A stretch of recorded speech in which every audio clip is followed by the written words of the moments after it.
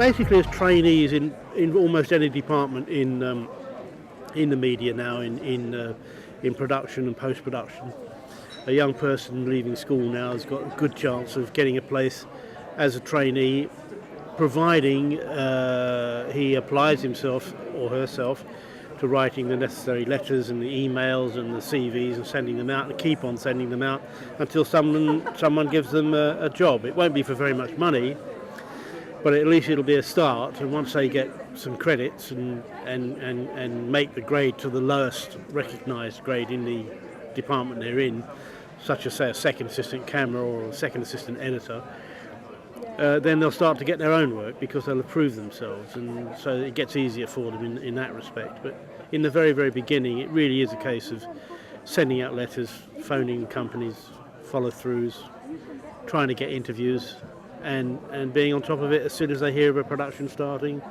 to get on the phone straight away. Basically, that's the way it works. Really, in the beginning, with a trainee, you're not really looking so much for skills as personality. The ability to work very, very long hours, to fit in, have a good sense of humour, and be prepared to cope with the changes that are the everyday bread and butter of the media world. Is change. Nothing is written in stone. Things change within minutes. You know, you might spend 3 hours doing something and somebody will say, oh, we're not doing that anymore, we're going to do it this way, and you've got to be able to cope with that.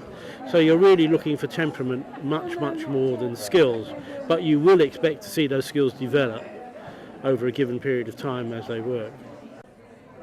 Most of the practitioners in the industry believe, nearly all of the ones that I know, believe that the best way to learn is at the knee of somebody that you respect and admire, who's doing the job that you want to do. So if you want to be a second assistant camera, you want to be a trainee with a second assistant camera to learn everything he does and do it his way until you learn a better way or can do it yourself or whatever.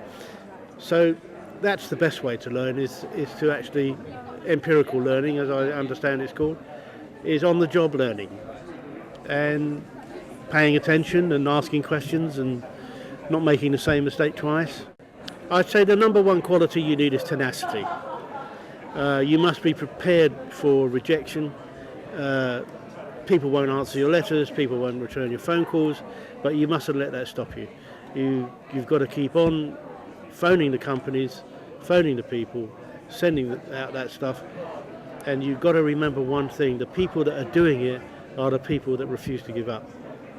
So you have to have that dedication, and you have to have that passion for what you want to do to see through all that. And then when you start to build your own rep, the problems disappear, because people will be phoning you and you'll be getting good money and you'll be doing the job that you want to do, and it's a wonderful life.